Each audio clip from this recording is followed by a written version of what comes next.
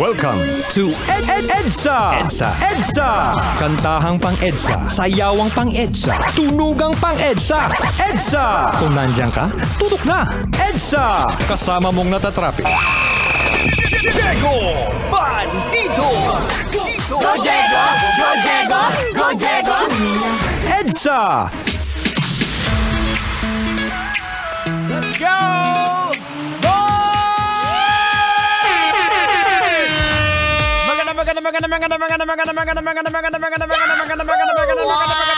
Gabi! Metro and Mega Manila, check your Love Radio TikToks. That is now 31 minutes after 8 o'clock in the evening, and we are broadcasting live across the city by the bay. Siyempre, kasama pa rin po Tanghenyo Duday and your Suli, Diego Bandido.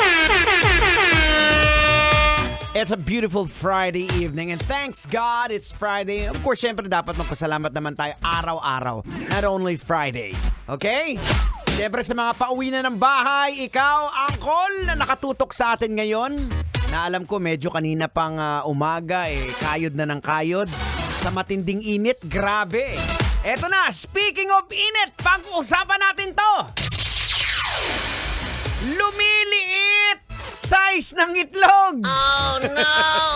Apektado rin dahil sa init ng panahon. Dahil umano sa init ng panahon, apektado din ang produksyon ng mga itlog sa bansa. Ayon po yan sa Philippine Egg Board Association. At ayon sa kanila, nakakaranas daw ng problema yung mga farm producers ngayong tag-init dahil humihina kumain ang mga manok na nagre-resulta sa pagbaba ng produksyon ng mga itlog at pagliit nito. Oh no! Tang! Huwag na nating matagalin to! Logican na natin to! Ay sige! Panatan mo na yan para maintindihan kung bakit lumiit ang itlog niya! Logika na yan! Logika na yan! Boards! Logica na yan!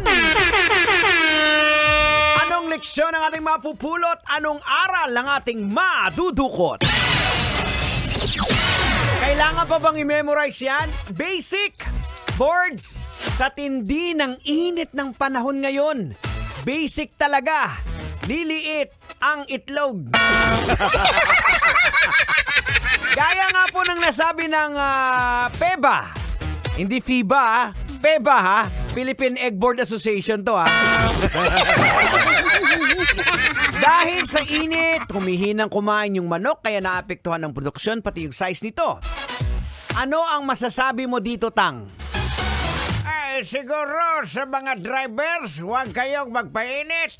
Baka lumiit yung itlog. Aragoy! Maloy! Teka Tang, ano bang ibig mong sabihin? Siyempre, yung mga alaga nilang manok. Bakit? Ano bang inisip mong itlog? No. Ang bihira naman, oh. Pero ito mga kabisyo, real talk po Sa nadadaanan ko po sa kalsada, hindi ko po maiwasang malungkot sa mga nakikita kong mga taong nakabilad po sa init ang trabaho. Kagaya po ng mga traffic enforcers po natin. Yung mga street sweeper po natin. Sobra pong nakakatakot para po sa kanila. Now, logican po natin. Bakit sa kabila ng panganib sa kalusugan, may mga tao pa rin patuloy gagawin ang trabaho nila? Kailangan pa bang i-memorize yan? Basic. Maraming mga dahilan kung bakit may mga tao pa rin po na patuloy na gumagawa ng kanilang trabaho kahit na may panganib po sa kalusugan nila. Isa po sa mga dahilan dyan, syempre, yung pangangailangan sa kabuhayan. Para sa maraming tao, ang trabaho po ay ang pangunahing paraan ng kabuhayan para may madala kang pagkain sa hapagkainan ng iyong pamilya. Parang ikaw, Boards, di ba? Kahit mainit, tuloy pa rin ang pasada mo sa pamilya mo. Kaso nga lang, may problema. Teka, Tang, anong problema, Tang? Dalawa kasi yung pamilya niya.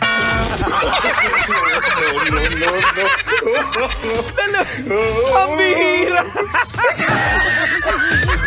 Ano mga kabisyo?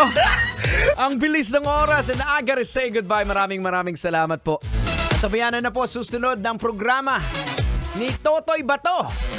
Pagkagat ng dilim. Totoy na love. Bukas magkarinigan po muli tayo ha. Maraming salamat mga kabisyo. Magkarinigan po tayo sa ating Love Radio Top 10 Countdown. At ang makakasama po natin as sa ating Love Lounge, no other than Justin from SB19. Kailangan pa bang i-memorize yan? Love Radio Basic!